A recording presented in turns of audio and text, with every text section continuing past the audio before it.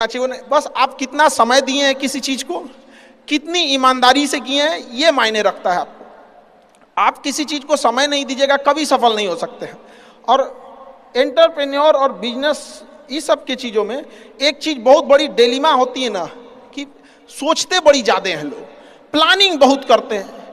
6 महीना से उसका प्लानिंग चल रहा है। अरे भाई 6 महीना में कमवा शुरू किए रहते तो कुछ एक्सपीरियंस हो गया रहता, कुछ ठोकरें लगी होती, शुरू कर दो चाहे जैसे करना है। यहाँ पर ऐसा थोड़ी हो सकता है कि एकदम फिनिश होकर काम करे। हर चीज जमीन से कभी पेड़ नहीं निकल सकता, पौधा ही निकलेगा। आज सीखिए, क्योंकि अगर कल कोई शुरू करता है आपके बाद तो आपके पास उससे 1 दिन का एक्स्ट्रा एक्सपीरियंस रहेगा। और हमेशा याद रखिएगा, अकल बादाम खाने से नहीं ठोकर खाने से आती है।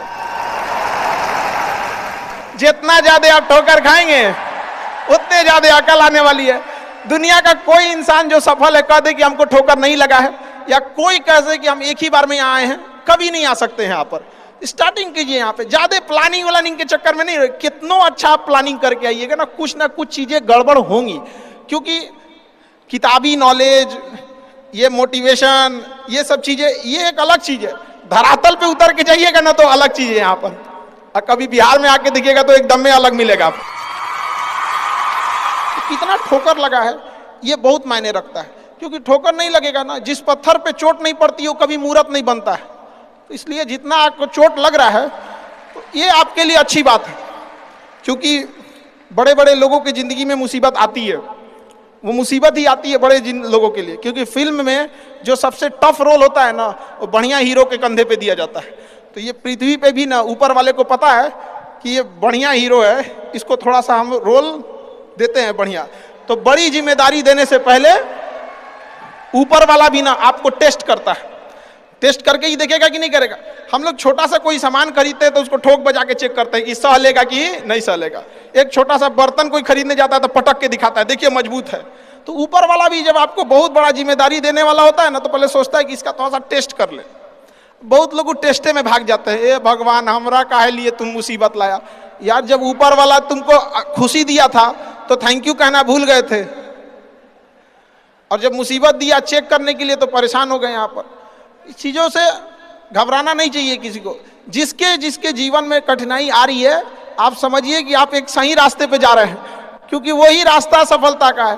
और अगर आपके जीवन में कठिनाई नहीं आ रही है, आप गलत रास्ते पे हैं, क्योंकि सफलता का रास्ता बहुत कठिन होता है। और अभी डिजिटल इंडिया है, सबके हाथ में मोबाइल हो गया है। एक चीज अगर आप बहुत आगे बढ़ेंगे ना तो एक प्रॉब्लम फेस करेंगे।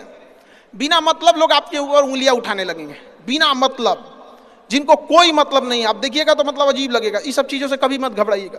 ये कॉस्ट होगी, आपको चुकानी पड़ेगी जब आप बहुत आगे जाएंगे। तो आप लोग बहुत आगे जाएंगे तो पहले से माइंड मेकअप करके रखिएगा। कुछ लोग होंगे जो बिना मतलब आपसे सवाल पूछेंगे, इन लोग को कभी इंटरटेन मत कीजिएगा, क्योंकि अब भाषा थोड़ी हार्ड हो जाएगी, लेकिन एक हार्ड हो जाएगा तो हो जाएगा। बस भाषा भाव को समझिएगा, भाषा का नहीं। कि कुत्तों की रेस में दौड़ने से घाटा यह है कि जीतने के बाद भी कुत्ता ही कहलाएगा आदमी। एक बार एक रेस में ना कुछ कुत्तों को दौड़ाया गया, बीच में शेर बांधा गया कि कौन तेज दौड़ता है। शेर दौड़ा ही नहीं, कहा कि जीत के भी क्या फायदा, जीतने के बाद वो कुत्ता कहलाएगा। समझा? तो जब आप आगे बढ़ेंगे ना तो ये कॉस्ट है, समझिएगा इस चीज को। पहले ये कम था, क्योंकि पहले लोगों के पास में हाथ मोबाइल कुछ नहीं था, मतलब कानाफूसी में रह जाता था। लेकिन अब ये बहुत बड़े पैमाने पे हो गया। तो ये सब चीजों से बचिएगा, और ये आएगा आपके साथ में लाइफ में ये चीजें। जैसे हम आपको छोटा सा मतलब व्यवहारिक चीज पे बताते हैं। जब बहुत आगे जाएंगे ना तो कुछ कहेंगे अरे इसका प्रोडक्ट खराब है, इसका ये मतलब कुछ ना कुछ बोलेंगे। उसको बस ऐसे समझिएगा कि जब आप बढ़ते हैं तो आपके चेहरे पे कभी कभी कुछ दाने निकल जाते हैं, उसको छेड़ा नहीं जाता है। 10 दिन 15 दिन बाद वो खत्म हो जाता है, फिर दिखता तो है तो आपका चेहरा ही दिखता है। और ज्यादा खखोरेंगे ना तो उधर के बर्बाद कर देगा आपको। हम निकला है छोड़ दीजिएगा उसको। एक समय आएगा जब आप ही जाने जाएंगे। यहाँ लोग किस चीज पे नहीं उंगलियां उठा देते हैं, भगवान को उंगलियां उठा दिए लोग। अग्नि परीक्षा भगवान को देना पड़ा, हम लोग की क्या औकात है जी यहाँ पर। इसलिए भाई इस सब चक्कर में नहीं पड़िएगा आप। जो है वो एकदम परफेक्ट है, चाहे जैसे भी, गलतियां सबसे होंगी, जो गलती करिएगा उसको एक्सेप्ट कर लीजिएगा, हाँ हमारे पास ऐसे गलती हो गई, नेक्स्ट टाइम से हम सुधारेंगे, बट कोशिश कीजिएगा गलतियां ना हो।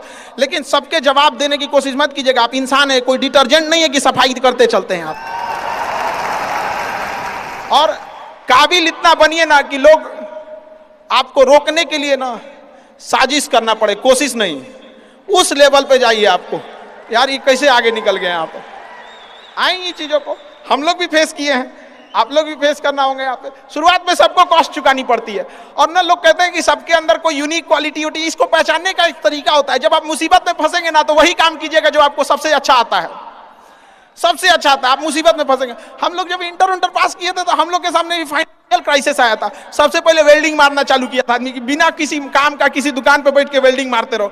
अरे सही भी मारते थे तो 4 को चीज सुना देता था, यार ऐसे नहीं ऐसे होता है, क्या बात करते हैं, बढ़िया मारते थे, और वही सुन लेता था आदमी यहाँ पे। फिर धीरे धीरे किसी को पढ़ाना धीरे धीरे चालू किया आदमी, कुछ दोस्तों ने कहा कि भाई तुम पढ़ाओ, ठीक पढ़ाता है, तो आदमी उधर चला गया।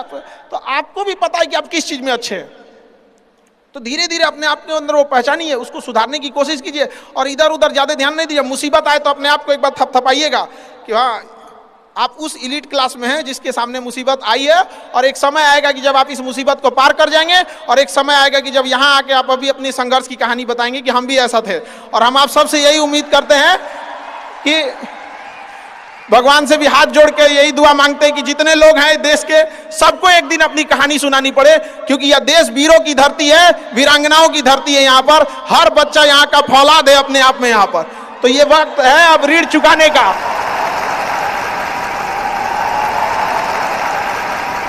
अब इस सदी में हमें अपना नहीं, अब इस देश का भी एक ऋण चुकाना होगा कि शायद पिछले जन्म में बहुत सौभाग्य, बहुत अच्छा काम किए होंगे तो हिंदुस्तान में जन्म लिए, वरना अगर जन्म के समय थोड़ा बहुत बॉर्डर क्रॉस करते ना, उधरिया हो जाते ना, अरे बाप रे बाप, अरे क्या दुर्दशा होता जिसका कोई हद नहीं। यहाँ पे थोड़ा सा बस उधर घसक जाते तो। लेकिन ये हम लोग का सौभाग्य। एक चीज हम लोगों ने गलती किया के बाद, हमने महिलाओं के पावर को ना अंडर एस्टिमेट कर दिया। हम लोग 1947 से जो पुरुष समाज है ये सोच रहा है कि देश को आगे ले जाने के लिए, अभी तक सोचिए रहा है। ये हम लोगों से गलतियां हुई हैं, और लड़कियों को हमने जो साथ छोड़ दिया महिलाओं का ना, बस यकीन मानिए जिस दिन भारत देश की महिलाएं पुरुषों के साथ कदम से कदम मिला ली, 10 साल में देश की सूरत बदल जाएगी, दुनिया देखते रह जाएगी। यहाँ पर हम इस चीज को ज्यादा समझ सकते हैं क्योंकि हमारी खुद की बहन नहीं, अपनी बहन नहीं, लेकिन अभी भी हम अपना घर देखते हैं ना तो लगता है कि बहुत बड़ी कमी है। और अगर बहन रहती तो चीजों को अच्छे से समेट के रख सकती थी। अब तो इसलिए हम देखेंगे हमको इंडिया में सबसे ज्यादा राखी बांधी जाती है, पूरे हिंदुस्तान में सबसे ज्यादा राखी बांधी जाती है। नहीं था तो हमारे यहाँ माझी जी थे ना, वो कहे कि भगवान के भरोसे मत बैठो, क्या पता भगवान तोरे भरोसे बैठा लो। तो बहन नहीं थी तो क्या दिक्कत है, दुनिया में सबसे ज्यादा राखी बांधी गई। अब मतलब आप सोचते हैं कि अगली बार, अभी इस बार 7,500 राखी बांधी गई थी, 7,500। हर साल रक्षाबंधन के बाद, पहले ही रक्षाबंधन से पहले हमको एक डॉक्टर अपॉइंट करके रखना पड़ता है कि सर मेरा ना ब्लड रुक जाएगा, इतना राखी बांधी जाती है। तो आप एकदम ना स्टैंड बाई पे रेडी रहिएगा वहां पे। इतना राखी बांधने के बाद एक आदमी आता है मेरा हाथ उठाने वाला, वो हाथ लेके चलता है, हम ऐसे चलते रहते हैं। तो खुश नसीब हैं वो लोग जिनके घर में बहनें हैं, जिनकी बेटियां हैं। आप उसकी कदर नहीं कर सकते हैं तो यकीन मानिए इसका बदला भगवान जरूर लेता है।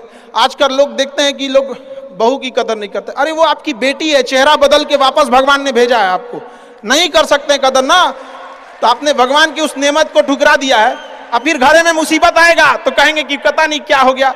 चाहे चांद पे पहुंच जाइए, चाहे जितना भी आगे चल जाइए, अपनी सभ्यता संस्कृति को मत भूलिएगा वरना मिट जाइएगा आप यहां से। यूनान मिस्र रूमा सब लुट गए जहां से, लेकिन मगर है बाकी नामो निशा हमारा। कुछ बात है कि हस्ती मिटती नहीं हमारी, सदियों रहा है दुश्मन दौरे जहां हमारा। भारत को मिटाने की कोशिश की गई, मिटा कभी नहीं। इसलिए याद रखिएगा, अपनी संस्कृति को नहीं भूलना है। और हमसे गौरवपूर्ण संस्कृति पूरे भारत, पूरे विश्व में किसकी है यहाँ पर। तो ये चीज़ों को थोड़ा सा आप लोग को ध्यान में रखना है और आपस में मिलजुल के एक देश वाली भावना लेके चलना है कि हम सबको मिलकर अब देश को अपना उस पुराना जो गौरव मिला था उसको वापस लौटाना है। और आप लोग आगे बढ़ेंगे, युवाओं में है, आप जिधर युवा चलते हैं उधर ही सब कुछ चल देता है। यहाँ पर तलवारों के साए पर इतिहास हमारा बनता है, जिस ओर जवानी चलती है उस ओर जमाना चलता है। तो आप युवा लोग हैं, आपको कौन रोक सकता है यहाँ पे। मैं दरिया हूं, अपना हुनर जानता हूं, जिधर से भी गुजरूंगा अपना रास्ता बना लूंगा। तो युवाओं में यही तो एक है, भले जेब खाली हो, जेब में गांधी हो या ना हो, दिल में एक आंधी होनी चाहिए कि जो बोले हैं, जो ठाने हैं वो कर लेंगे यहाँ पर। और नहीं कर सकते हैं तो दुर्भाग्य है इस भारत की धरती पर जन्म लिया हुआ, ये व्यर्थ हो जाएगा यहाँ पर। तो एक कहानी लिखना है जो आगे जाके सबको सुनाना है। और हर